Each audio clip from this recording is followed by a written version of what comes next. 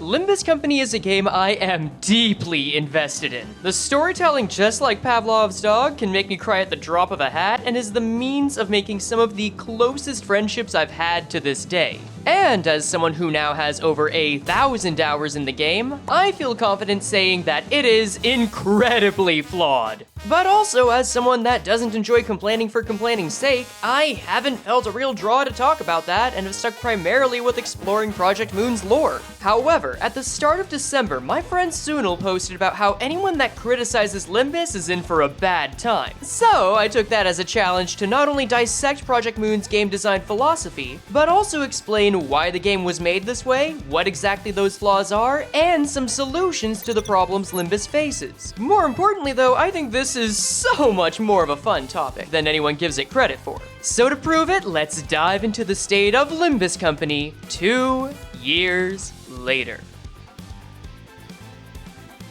Dude, you can't call it that. What do you mean I can't call it that? It's totally accurate. No, I mean that it's not a good title to start on. Why? What is so bad about 2 years later?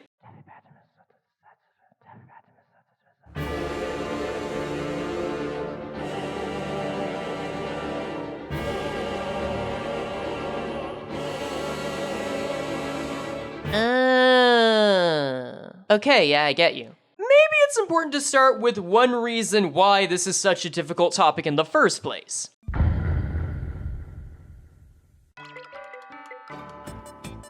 Before I get into the exact flaws of Limbus Company, I feel it's important to acknowledge why a post like this even exists. See, the Project Moon community is like a small town in the American Midwest. Incest. News spreads extremely fast. And while these several creators that have criticized Limbus Company, the Project Moon community, or Project Moon themselves have done so out of their own love of the games, I get why what most people take away from those criticisms is their frustration. And while I am intentionally not going to name these people because they don't deserve additional flack from me, I'm sure several folks that are watching can imagine at least 1 or 2 creators this applies to. And frankly, I don't want to talk about it. My time on this earth is limited, and I'd rather spend it on things that make me happy, thank you very much. And that's the point I'm getting at here. See, I don't watch gameplay videos about Project Moon or criticism unless it affects actual people I know and care about. And that's because I've had a stern reverence for the art of fucking around and finding out ever since LobCorp. Now, some could argue that me not studying these videos means I'm less qualified to discuss game design, and to that, I strongly disagree.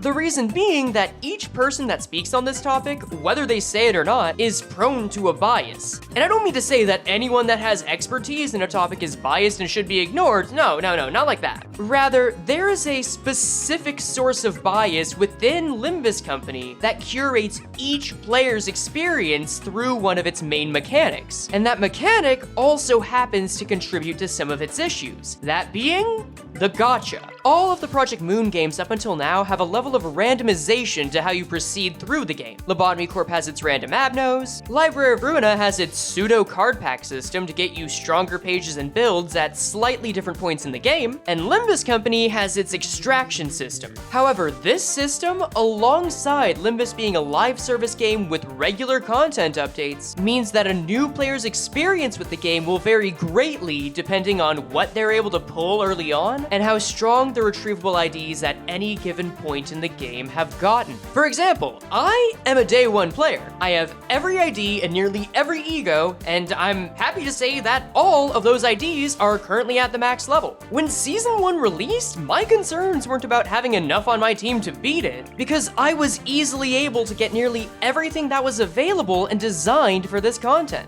Instead, my concerns were about there not being anything to do anymore after beating the main story. And many players in that state may then look towards optimizing builds, other challenges to pass the time, or in some cases, play something else. Now compare that to someone who joined during Season 5 when the manager of La Mancha Land Don Quixote ID dropped. In some of their first pulls, it's entirely possible they received either that ID or another from either this or the previous season. As such, this experience will show them an ID of greater complexity than what was available in Season 1, as well as one that's much stronger. That then allows them to get through the first few contos with little trouble, even with a lower level cap. Now, it's not like Limbus's Inferno content is that hard in comparison to the other two games. Hell, I made a challenge just to spice it up and still got some folks saying that it was too easy. But that's countered to an extent by there being such a larger amount of the Inferno now than day one players had access to. So where day one players would experience issues with not having as much to do, new players would struggle with their limited resources waning by the time they reached Kantos 5 and beyond, as well as getting frustrated with not being able to experience the alternative modes like Mirror Dungeon Hard and the Refraction Railway as a result. And while the new player versus day one experience is something that could make its own video, all I'm really trying to say here is that these are exceptionally different experiences when compared to the range that the other two games had available. Lobotomy Corporation would have you select random abnormalities, yeah,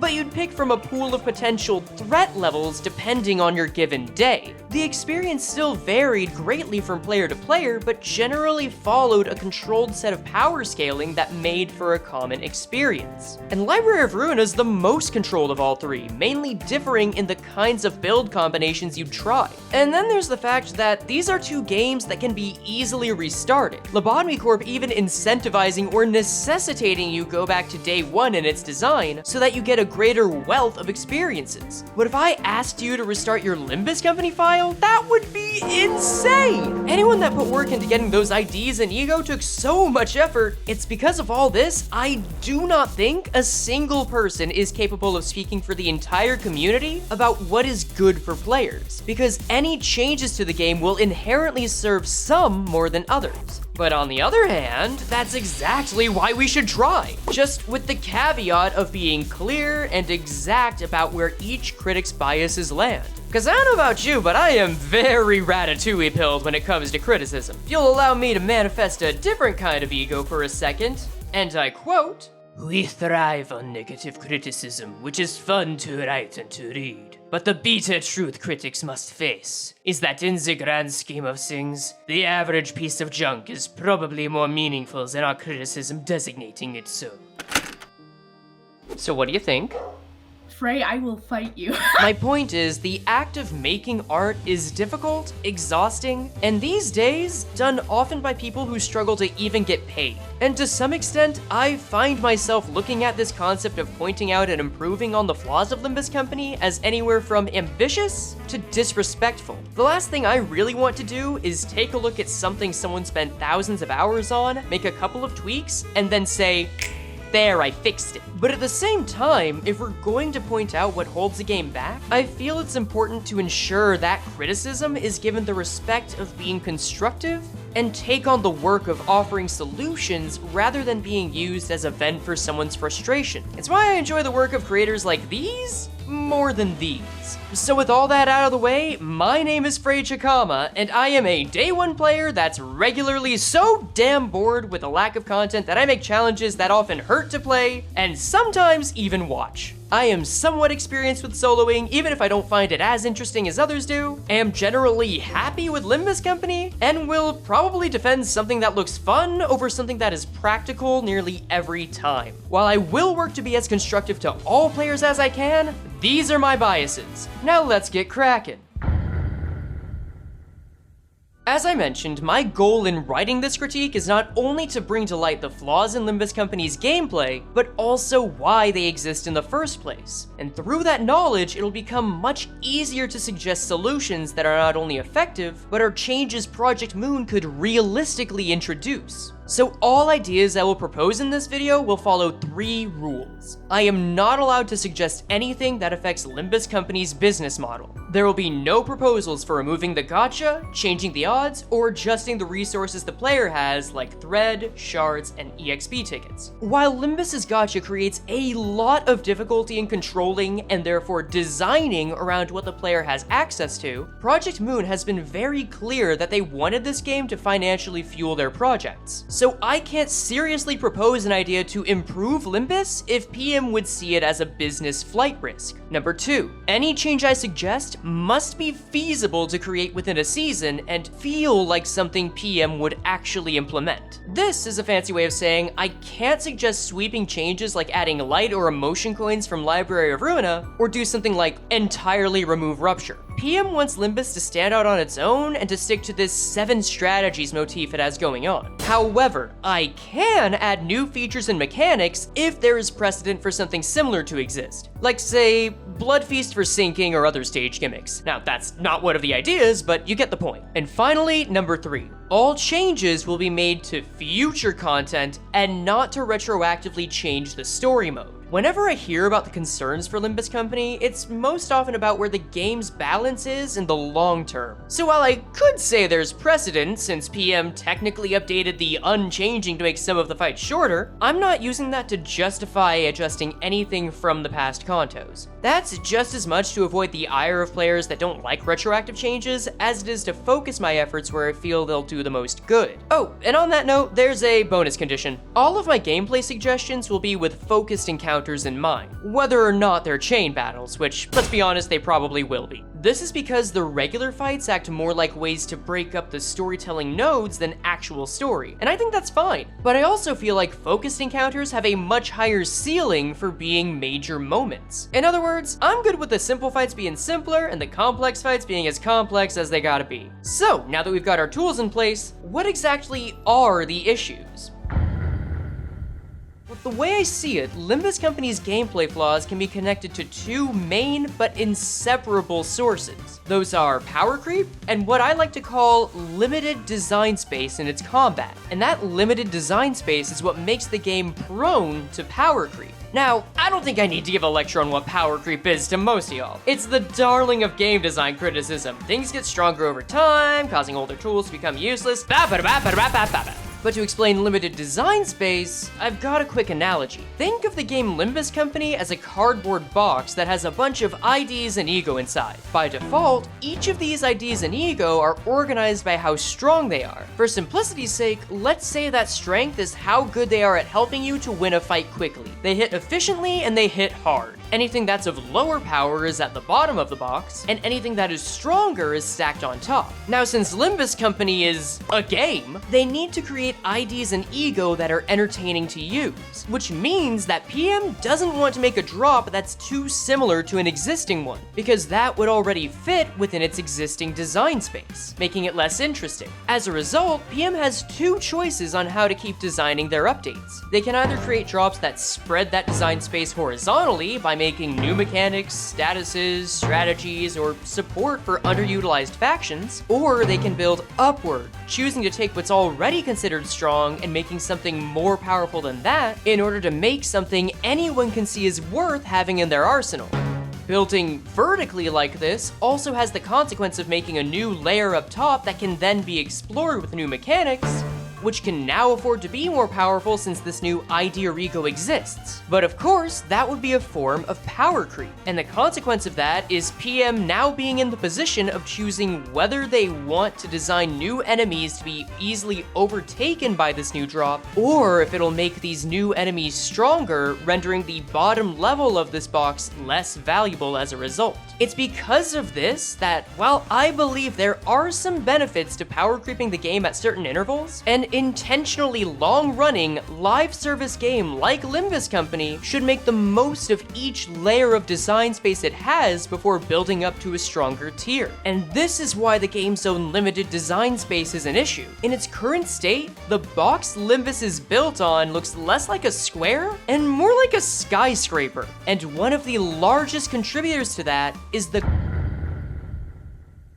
Limbus Company's gameplay is hinged on a single mechanic called clashing. Whenever 2 units target each other, a clash forms. The clash then takes the form of each skill's power being measured against each other, the one with the larger number winning the clash, increasing the victorious unit's SP, and dealing damage to the enemy. But within that clash are a few factors. Each skill has its own base power that it starts with, as well as coin flips that, depending on where they land, will increase, or in some cases, decrease the end power of the skill. And after every clash, the losing unit will have one of their coins break, the encounter only ending once all coins on one side have been broken. And any coins from the winning side are then rolled to damage the losing unit. Now, what we've proven here, other than the fact that I'm very willing to explain mechanics my audience audience is well aware of, is that within each clash, there is a clear winner and a clear loser. The losing side, by default, gets nothing to show to it but a hit to their HP, and is punished further if the clash was especially one-sided. And the winner is rewarded with SP, which increases the chance of their future moves reaching the upper limit in power.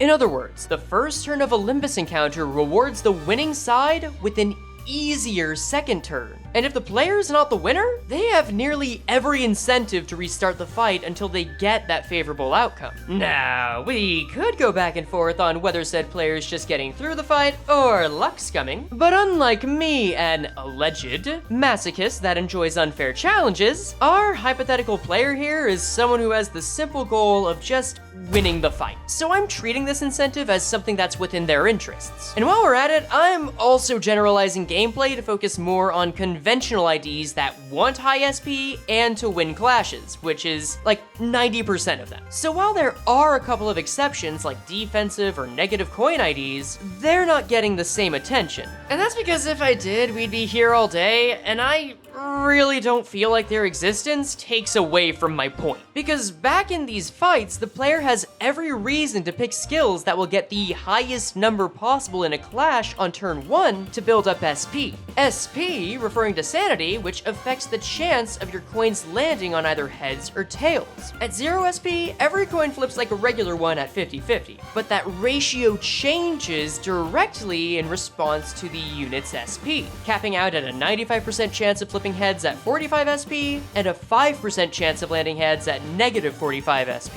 It can go up by winning clashes, defeating enemies, and go down by losing allies and activating powerful ego moves. And of course, certain passives and statuses like sinking will affect SP too. Following these mechanics, the best state a player can be in is to have a full team at 45 SP by winning clashes as quickly as they can. Sometimes the player may need to use ego to overcome a strong attack, which does cost some SP, but since the clash will allow the unit to potentially recover it before dealing damage, there's little to no cost to your momentum if you use ego at max SP, since the closer you are to 45, the easier it is to return there. So at the end of the day, this gameplay loop means that even if there are units that have potentially powerful passive effects, if your team isn't capable of getting that one number higher than the opponents in a clash, you aren't going to win. And inversely, if you can reach this state quickly and consistently win clashes, you can maintain that momentum to either effectively or sometimes literally win the encounter in 3 turns. And if our hypothetical player only needs to restart to get a favorable first turn, this means that as much as 1/3 of the deciding moments of the game are decided by luck on the battlefield. And any choice a player can make, either on the field or when building their team, is reduced to whatever leads up to the largest number in a clash. As a result, any ideas of adding other mechanics like offense level, power up, or any of the 7 strategies must take a back seat, since clashing is what facilitates them, and SP, more than any of these statuses, is what facilitates winning clashes. Put all of this together, and the gameplay space is made much smaller than the other 2 games because of this design choice. Now, some of you might be thinking I'm being overly negative or even overthinking the design of this game. And to PM's credit, there are fights like Ricardo, the Pequod Trio, and the Blood Fiends that a player fighting them for the first time would need much more than just 45 SP and being at the level caps to win. And yeah, I think these are well-designed fights, each for their own reasons. In fact, these very fights will come back as references for potential fixes to this issue. However, even if I enjoy these fights for what they are, I find it much easier to see the foundation they are based on as a flaw when compared to the much more vast design space in Project Moon's previous game, Library of Ruina. Now, Library of Ruina's combat is pretty similar to Limbus Company's, to the extent that many of the mechanics act similarly, just under different names. And to prove that and save some time, I'll be explaining this using the Limbus names for these mechanics, minus ones that are specific to LOR. Like in Limbus, most of the combat in LOR is done through clashing. But unlike in Limbus, that clashing does not have as definite a winner or loser by the end. This is because the skills in LOR are made up of 1 or more dice rolls rolls that are independent from each other. So if you have a skill that is more dice than your opponent, you will get an unopposed attack on them without having to clash at all. In other words, each interaction is made up of several clashes since they're attributed to each individual die rather than their total roll. This offers the additional space of making skills that are good for clashing on one die, but terrible on another, meaning that you can potentially deal a lot of damage if you're okay with taking a hit in the process. Alternatively, there could be a low to mid-range die on that skill that inflicts a decent debuff that you could test Fate on to see if it would beat your opponent, or save it for a guaranteed hit by having someone else go in for you. Or maybe even stop your enemy from evading by countering with your own skill that has both an evade and a blunt attack that follows it up. The core idea of big number beating over little number is still there, but by making each skill have several luck checks, each with their own impact on the units clashing, you've not only circumvented the issue of SP, allowing status effects and power-ups to have a greater impact on the fight, but also this increases the number of choices and strategies the player can employ, no longer being limited to any of their progress to their entire skill having to have a single larger number than the enemy. And this isn't even considering other mechanics specific to Library of Ruina, like say, deck building, stagger resist, having more than 2 skills at any given time, light economy, or emotion coins. And we're not gonna go into those. Once again, this video is long enough. And I feel like I've made my point. There are similar systems to what Limbus has that give the player, and therefore the developers, a larger amount of space to play with the mechanics. But also, while I am okay with taking inspiration from Library of Ruina, I'm not planning to completely copy and paste its mechanics into Limbus since that feels like a cop-out. Limbus is designed to be a different experience than anything that came before it. And while pulling LOR mechanics may be an easier choice, if there's a way to improve the core gameplay loop for future contos, I believe we can find another. So, we've now identified the major obstacles to designing Limbus Company's combat and what causes them. Now, how do we work within this space to improve Limbus's gameplay? Well, if the issue is that the game has limited design space, the simplest answer to me is to create more space. And that brings me to a topic I like to call, why Soda Hong Lu is the best designed ego in Limbus Company. If your interpretation of how good an ID or ego is relies on how well it can win clashes, deal damage, and finish the game quickly, then I cannot blame you for saying that Soda is of the worst ego in the entire game. However, whenever I see a new ID or ego, I immediately think of 4 words.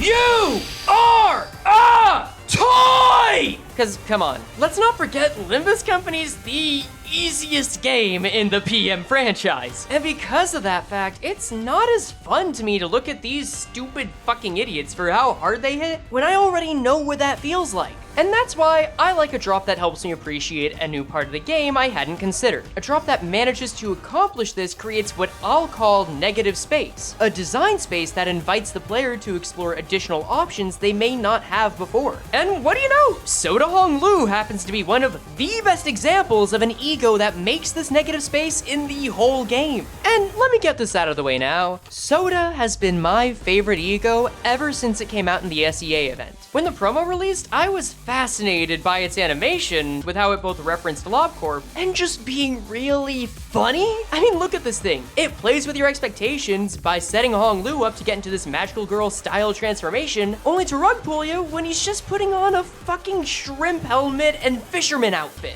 This is dead ass what I use to explain Limbus Company to people who have never seen it. And while I know it has a certain reputation in the community,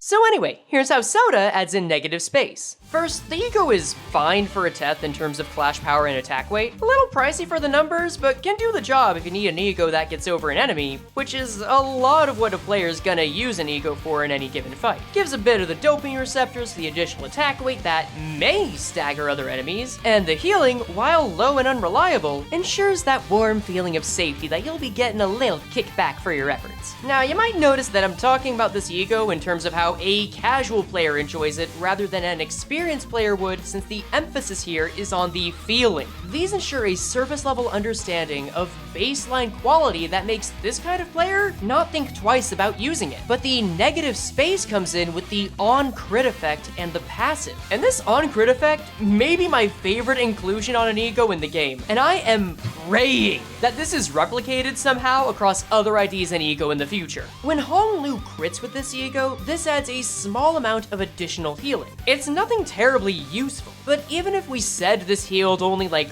1 HP total, it would be no less interesting. That's because, as of writing this script, Hong Lu has no IDs that generate poise to allow him to crit. And if Hong Lu has no IDs that generate no poise IDs. Hey, as you can see, this was written before we knew anything that would happen this last Walpurgis night, and Hong Lu can crit now. What timing, huh? But this section is still very relevant to the rest of this video, and I don't think the new Hong Lu ID really changes how valid it is. So let's just pretend that full stop Hong Lu doesn't exist for the next 2 to 3 minutes, because making videos for a live service game sometimes means that they get outdated before they're even out. Alright, I'll let you get back to it now. Has no IDs that generate poise to allow him to crit. And if the player recognizes that, this begs the question, how are you able to proc this effect? Is there any way to make it happen? And the funny thing is, there wasn't!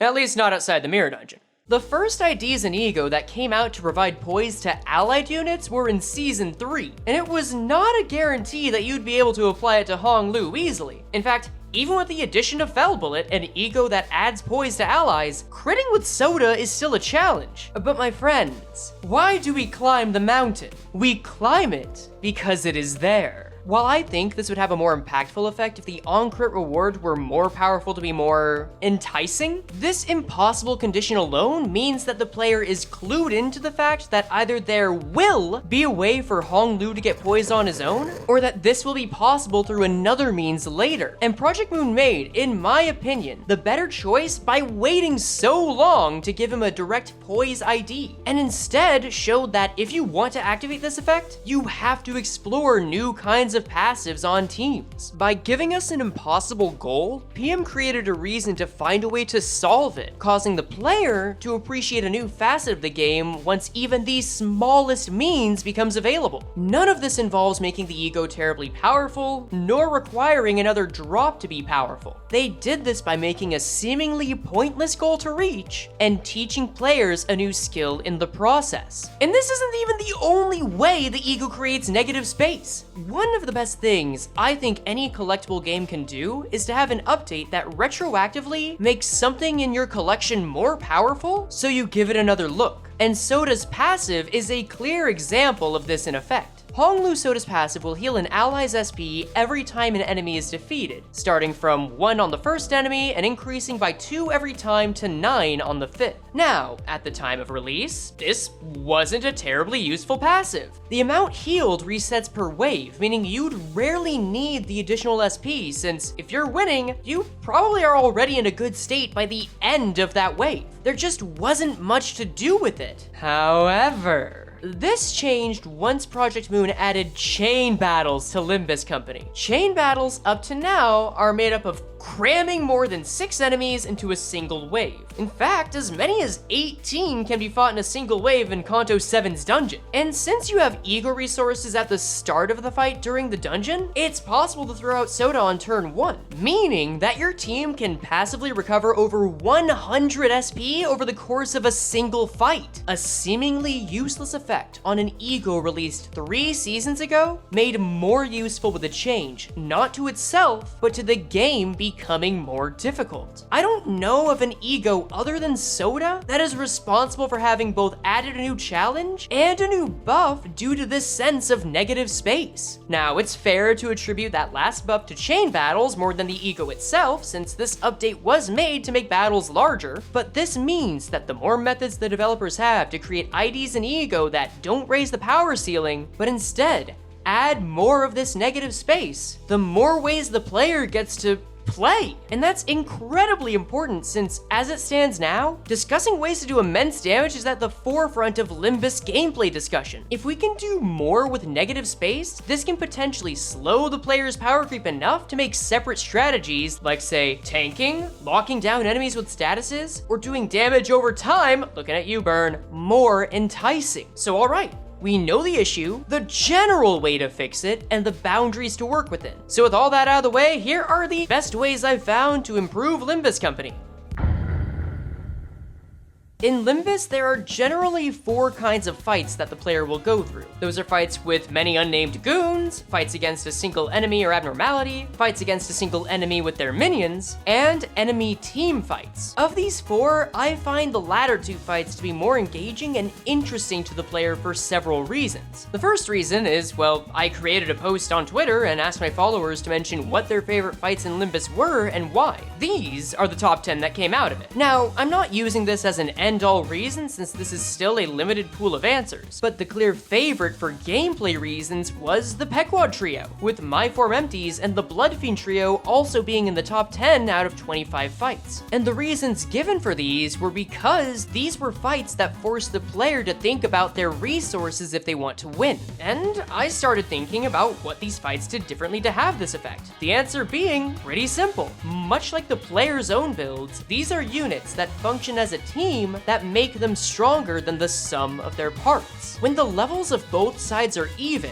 this particular kind of fight makes the player feel like they're on even footing, which should be the norm in my opinion, and yet, this in turn makes it more satisfying to take out a single member of that team, breaking their synergy, and to me, feels more rewarding than taking out a part of an abno, an unnamed goon, or an enemy's minion. It feels more meaningful from both a gameplay and story perspective. Plus, prioritizing enemy teams means that so long as the total number of skill slots on that enemy team decrease when an ally dies, the player doesn't have to see losing a member early on as a reason to reset. Limbus Combat tries exceptionally hard to ensure that both sides of a fight have the maximum number of skill slots as often as possible. You'll get more slots as a solo goes on, major enemies will get more slots when allies die or their parts break, and hell, chain battles were made specifically to keep 6 slots on both sides for as long as possible. But while chain battles can be balanced out by making the larger threats harder, that is one thing I think Limbus has done generally well with chain battles up to now, anyone that has played Library of Ruina knows that most of the fights work because both sides will gradually start to dwindle on resources, creating this greater sense of tension and satisfaction after you win the fight. Now, I don't think this means that every fight has to be made up of 3 or more named characters. I think it's fine for both regular and focused encounters to use large packs of mobs which are less intensive to create. And abnormality fights are made with the intention of being these puzzle battles against a single enemy. And the same goes for final fights of several kantos, especially ones that have several phases, which was a reason many of these kinds of bosses were included on that list. But when we get to boss battles like Nicolina, Smee, or other early kanto encounters, I feel there's a missed opportunity here to create a boss fight that feels less like you're taking out a single large wall, but giving you a back and forth that makes you more able to see enemy losses and gauge how willing you are to take them on yourself. Hell, even if I don't think it's perfect, adding in minions is a strong answer if you don't want to create too many more named characters, like with Dulcinea, Ricardo, or Earl King. But that does bring up one issue with adding more unique characters from fights. That does take time and effort both for PM to design and to work believably into the plot of any given kanto. And while I think we've had some characters in Limbus that were put in to ultimately act as a team fight, I agree there's a limit to how far you can take this. And that's why I think it's a smart business choice to repeatedly kill Sinclair.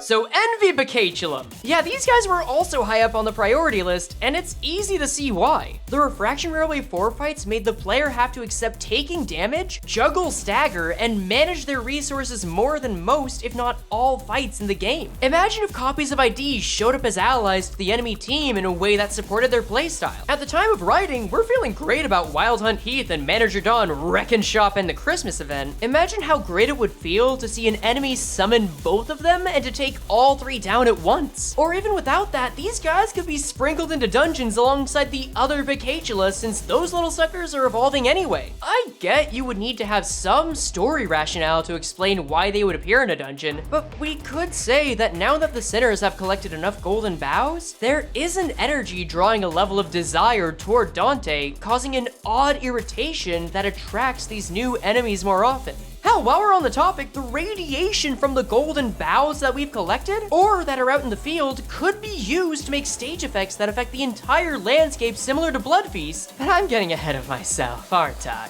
My point is that making more enemy team encounters that just aren't generic mooks helps make winning feel more satisfying and also turns skill slots into a more precious resource. And with Envy Vacatula, that can be done without being a great expense to the story or the development team. But while I do want to play within Limbus's space, I think there's a better way to make the clashing system itself feel more interesting. And you'll never guess who it's inspired by. As I said earlier, I think Library of Ruina's clashing system is overall better because losing a clash with certain dice is easily considered a strategic expense to a move. So while we can't bring this system over to Limbus Company, I would like to bring over that similar effect. And I think the best way to get that is to give skills and coins more effects on clash lose. And I'll admit, I haven't fully explored the kinds of effects that would work best here. But let's take a simple example to start. Let's say Sloshmail gets an Uptie 5 in the future, because the only things that are certain in this life are death and greater gacha costs. And alongside a few other upgrades, she gets an additional effect that says, on Clash Lose, the enemy loses 20 SP. Since Sloshmail has single coin effects, it would be very easy for these to lose in a small number of clashes, resulting in a net negative SP value for the enemy. And since this is an ID that can tank anything except Pierce, this gives reason for her to be used at these minimal SP values. In other words, building SP no longer becomes the necessary end state for an ID. But we can take this further. Unbreakable coins are a mechanic introduced in Kanto 7 that force the player to still take damage after an attack if their move doesn't either stagger or kill the enemy. Winning the clash just causes them to take less damage. While these were controversial on release, I find them to be an ultimately helpful addition to the game that prevents the clash winner from reaping all of the rewards all of the time. In this vein, I'd like to add an effects that proc on coin break.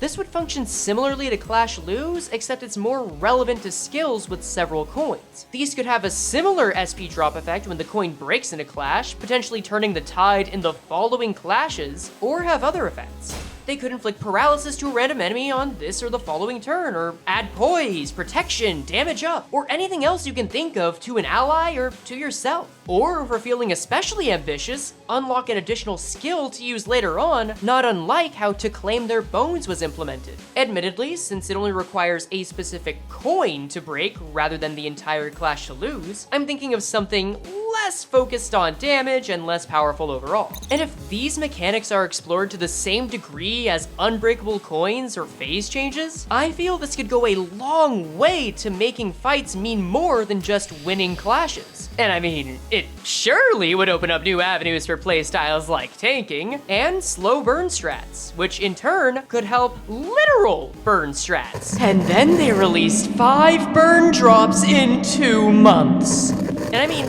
if we stick with the first idea of allowing skill slots to die off in fights more often, there could even be IDs made with this that are meant to die while weakening the enemy. But let's say Clash Lose or Coin Break is way too complicated for many new IDs or ego to implement all the time. Well, if we go back to using the accumulated golden bows in Dante's head as a plot device to add on a new stage effect, a similar kind of Clash Lose, Coin Break, or hey, even Clash Win can be added that affects all combatants. And I mean, come on. This is Project Moon we're talking about here. Making losing feel good is basically their calling card. But you know what?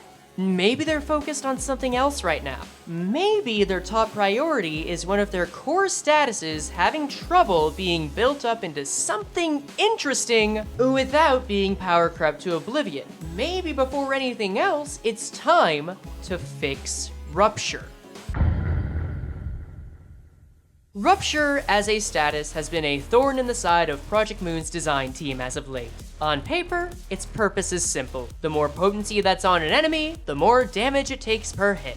But since that damage is not affected by resistances of any kind, allowing a large amount to stack on top of an enemy means that they can be taken down fast! Up to now, the common way to prevent this is to keep the rupture count low so that the potency can't get too high. However, this means that any attempt to increase the power of rupture has to do so without making it easy to build the count. And at this point in the game's power scaling, Project Moon is struggling to find an alternative way to buff rupture. Because of this, some have said that rupture is a broken mechanic in the game that will ultimately either die off as a strategy, or suddenly be buffed to oblivion to trivialize fights. And as a result of this idea, one common solution on how to fix this is to remove or abandon rupture entirely. But like I said earlier, I don't think Project Moon is gonna do this since the 7 strategies gimmick is quite thematic to their design philosophy. So instead, I'd like to keep the rupture we know, but also create a second kind, similar to how Tremor was given other forms. Unlike Tremor though, I only want there to be a single variant. We're not on our way to making the 7 Rupture Souls. This is solely an alternative form of Rupture for Project Moon to work within. As for a working name, let's call it Rupture Blowout. Sure, similar to a new kind of Tremor, this is a form of Rupture that can be converted from the old one. But unlike Tremor, Blowout is a unique Rupture that can be applied on its own. In effect, Blowout acts the same as Rupture does, dealing damage equal to its potency on hit and then reducing the count. However, Blowout's potency has its own cap. Let's say at 15 instead of 99, and any additional rupture or blowout potency that is applied to the enemy when it's at this cap is added to the count. In my eyes, this solves Rupture's 2 greatest weaknesses and gives it a new strength. First, it prevents Blowout from doing an immense amount of damage while still acting as a nice small boost on hit. A 3-coin attack that does an extra 15 damage regardless of coin flips is a pretty decent boost without having to worry about power creep. The second is that it makes Rupture count significantly more reliable. A dedicated Rupture and Blowout team now has the means and greater design space to add more Blowout count and Rupture potency to better trust that the enemy will have count over the course of several turns. But I don't think that alone is enough to warrant making a new kind of Rupture. Outside of Mirror Dungeons, there aren't many statuses in Limbus that reliably stick around. Bleed and Sinking are powerful, but still need some effort to ensure the count stays high. Burn and Tremor have an easier time building count, but they also don't do as much active damage. My idea for Rupture Blood is to be the stickiest status that an enemy can get, justified by this low amount of additional damage. And that's because instead of being made solely to deal more damage, Blowout is a support status that improves the other 6. While an inherent effect wouldn't be written on Blowout itself, I think treating this form of Rupture as a tool that makes the other statuses stronger would be easier to balance around and create significantly more negative space than regular Rupture. Burn Eagle could check on whether there's 15 Blowout potency on an enemy and then proc burn damage right then and there. Or Blowout could be used to potentially add more Blood Feast to the pool, dependent on its count, since Rupture is in style right now. But I really like the idea of this being used with a Poise ID that deals higher crit damage if there's 15 Blowout potency on the enemy. Call it gluttony for trying to take on all the other Sin's experiences, or whatever we got it for lore reasons. Now that being said, there is a drawback to using this solution, and that is that Rupture strategies, as we know them, would be abandoned. Just because the original Rupture still exists and can technically be empowered later on, doesn't mean it's going to see play. And this change also drastically impacts some of the more recent Rupture IDs, namely Cinq Marceau and the 2 Devyat IDs, which get special effects when Rupture is at 15 potency and 3 count. So, what do we do about that? Well, my original answer was to just cope. But in January, I caught a video about Devyat Sinclair by Wagent and saw a much more thoughtful Rupture playstyle than I had appreciated before. I won't spoil the video because you really should see this, as it's not only good insight on Rupture, but superbly edited. But the order of operations he talks about here is the amount of thought I love seeing in a PM game. This is why I said earlier that no one person can speak for the entire community, because sweeping choices, even ones that lead to a healthier game state, will result in a real cost. But given the choice between doing nothing about Rupture, removing it entirely, or creating a successor that maintains a similar effect without the issues and a way to make more negative space, I think the final option is the one that sacrifices the least. And for the record, Deviant Rodion may be my favorite ID in the game, so it ain't exactly an easy call for me to make either. Like, come on, we're all giving something up here. And that's all my suggestions on how to fix the gameplay side of Limbus. I mean,